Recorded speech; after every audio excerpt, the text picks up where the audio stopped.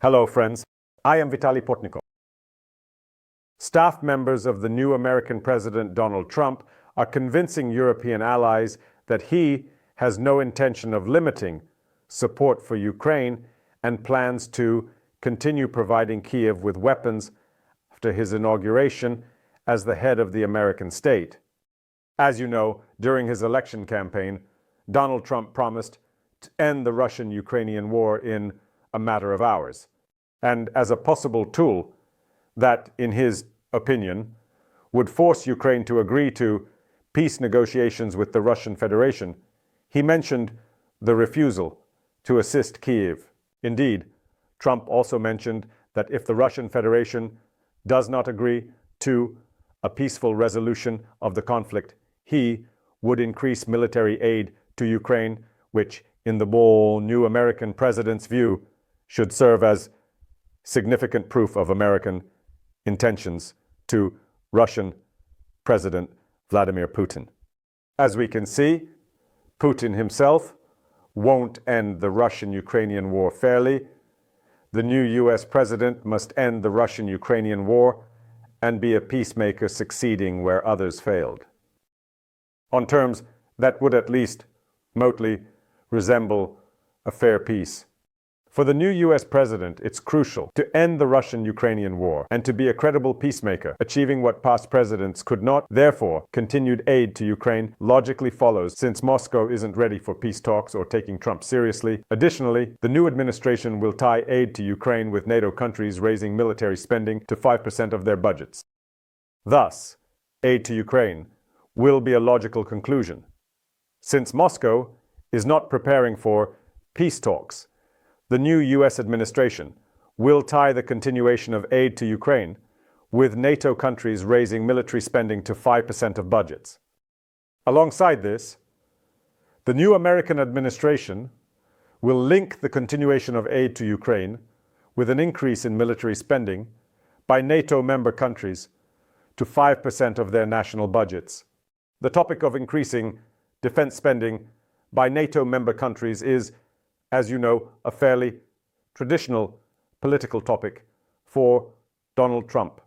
He defended the need to increase such spending during his first presidency, and in my opinion, this can be considered quite logical. The US is responsible for post-WPU global stability and protecting Europe from dictators. Europeans must recognize their security responsibility, not just rely on the US increasing military budgets in Europe may lower living standards, but also Europeans must take responsibility for their own security. Just depend on the US. Increasing military budgets may lower living standards in the EU or UK. This is a necessary response to shared security interests and costs with the US. And a more serious interest from European countries in increasing military budgets could, of course, lead to a certain decrease in the standard of living for citizens of EU member states or the UK. At the same time, this is a quite adequate response to the very question of mutual interest in Europe's security and the shared costs of that security between the US and European countries. As we can see, the administration in the White House is now starting to link this increase in European defense spending with aid to Ukraine. Is a quite adequate response to the very question of mutual interest in Europe's security and the shared costs of that security between the US and European countries. And as we can see, the administration in the White House is now starting to link this increase in European spending on their own defense with aid to Ukraine. Because if you pay more money into military budgets and into the shared interest of the effectiveness of the North Atlantic Alliance, we, in turn, will allocate funds to help Ukraine. And if you don't want to have additional expenses for your own military security, then please, you should pay more for Ukraine as a country that is on the European continent and is resisting Russian aggression. And if you don't want to have additional expenses for your own military security, then please, you should pay more for Ukraine as a country that is on the European continent to resist Russian aggression. It is still unknown how much the European NATO member countries will agree with Donald Trump's reasoning, although it is clear that he will not insist on increasing the military budgets of the Allied states at the upcoming North Atlantic Alliance Summit. Some observers, as noted by the Financial Times, emphasize that at the initial stage, it might not be about 5%, but rather, say, 3.5%. And this is exactly that, about 3.5, and this is exactly that. The figure that may be considered at the upcoming NATO member countries summit, the first such summit with new American president. However, in this case, Donald Trump will expect economic preferences from European countries, which is also in line with his logic. If you don't want to pay more for defense and share the responsibility with us, you have to create good conditions for the American economy and for trade, growth with the US. By the way, this could also involve the purchase of American energy resources.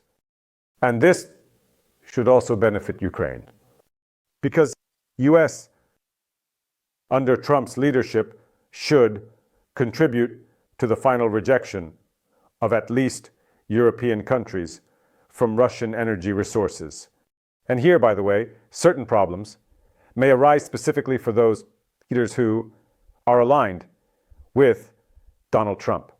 About the Prime Minister of Hungary, Viktor Orban, who, as we know, continues to buy Russian oil and gas, or the Prime Minister of Slovakia, Robert Fico, who continues to orient his country towards purchasing Russian gas, despite the fact that starting January 1st, 2025, Bratislava will lose the ability to buy this gas from the Russian monopoly, Gazprom.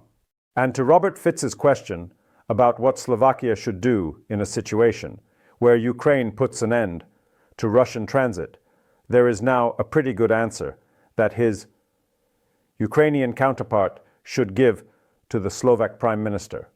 You just have to listen to the proposals of the new US president and start buying American gas instead of Russian, and at the same time have the opportunity to increase your own military budget expenses, not by 5% for now, but by 3.5%. And at 8, it's 3.5%. So it can be said that this situation of American energy expansion, which will create certain problems for Russian energy, will also be part of American assistance to Ukraine. After all, it is clear that the main purpose of this Western aid should not just be money for Ukrainian weapons, but rather the economic decline and degradation of the Russian economy and statehood. Thank you, friends. After all, it is clear that the main purpose of this Western aid should not just be money for Ukrainian weapons, but rather the economic decline and degradation of the Russian economy and statehood. Thank you, friends. Stay on this channel, subscribe to it, follow me on my social media and on my Patreon channels, Buy Me a Coffee and Donatella, which help us develop these resources. Use the sponsorship feature right on YouTube. Wishing you victories and peace. Good luck!